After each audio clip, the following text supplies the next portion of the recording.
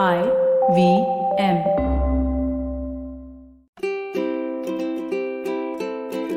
Hello and welcome to the Habit Coach Podcast, the bite-sized podcast filled with quick and easy actionable habits. Remember, great habits create that awesome life. I am Ashdin Doctor, your habit coach. And today's fun fact of the day has to do with the origin of words. Did you know that the origin of the word complain comes from the word complaindre, which was meant to lament? Now, lamenting means weeping and wallowing and moaning.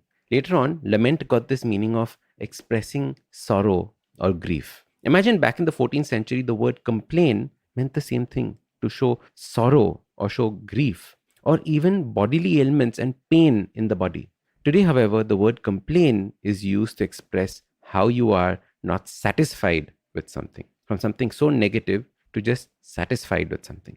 And we complain about the service we got at a restaurant. We complain about the jobs. We complain about our bosses. We complain about the life we have.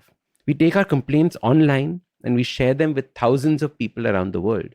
We post them on social media and tweet about them. Our lamentation is now heard across the world. Our wails of pain across the world. One of my most favorite Stoic philosophers once said, "Don't be overheard complaining, not even to yourself." And this was Marcus Aurelius. Let me repeat it again.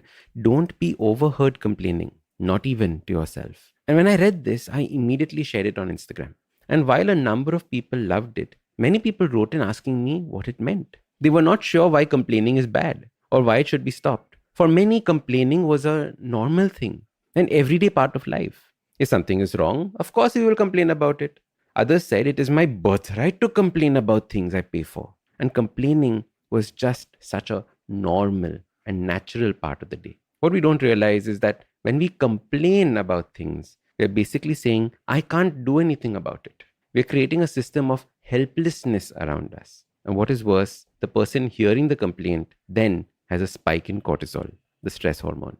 When people in families just complain about things 24/7, the food has less salt, the water is not cold enough, the shirt was not ironed, etc., etc., etc., they're constantly complaining about things. But what they don't realize is that the people listening to the complaints are having their lives getting shorter and shorter because the cortisol level increases and are chronically elevated, which can cause a number of diseases in the body, all fueled by the negativity that they are surrounded by. And this makes me feel really bad for the staff at airline counters or call centers, whose entire job is to listen to complaints. For the person doing the complaining, neuroscience has shown that it can have a permanent brain damage issue.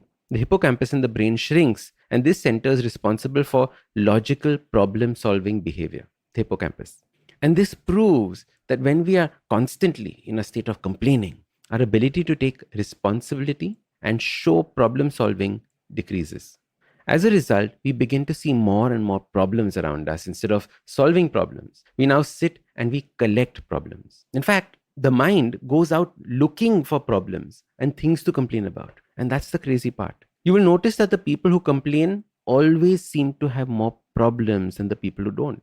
It is almost as if problems are attracted to them like a magnet. And as your habit coach, I want you to take the line from Marcus Aurelius very seriously. Make it a habit to not complain to others. And eventually, I want you to stop complaining in your head as well. Because we all have that little voice in our head that chitter-chatters away. What is it saying? If it is constantly complaining, I want you to stop it in its tracks and say, no. What is the solution here? Ask for a solution, not for a complaint. So your simple habit starts by being aware of the times you complain. Then I want you to stop and learn to find solutions. I want you to make problem solving a habit. Find things around the house that need solving and solve them. Don't sit back and complain about them. Usually in a podcast, it's me who speaks to you and you who listens. But I've been seeing your comments and it's time. It's me listening to you. Following the overwhelming success of this podcast, the good folks at IVM Podcast Network have decided to come up with a Kannada adaptation of the show for those who prefer listening to it in that language. Do make sure you let your Kannada-speaking friends know about this as well. So start these habits and share with us your progress using the hashtag #TheHabitCoach. If you like this podcast, don't forget to check out other interesting podcasts on the IVM network. You can listen to us on the IVM Podcast app or ivmpodcast.com. You can also follow us on social media. We are at IVM Podcasts on Twitter and Instagram. If you want to reach out to me, I am Ashdin Doc on Twitter and Instagram. You can find lots more information on my website, awesome180.com, or check out different content on my YouTube channel called AWESOME180. That's Awesome 180.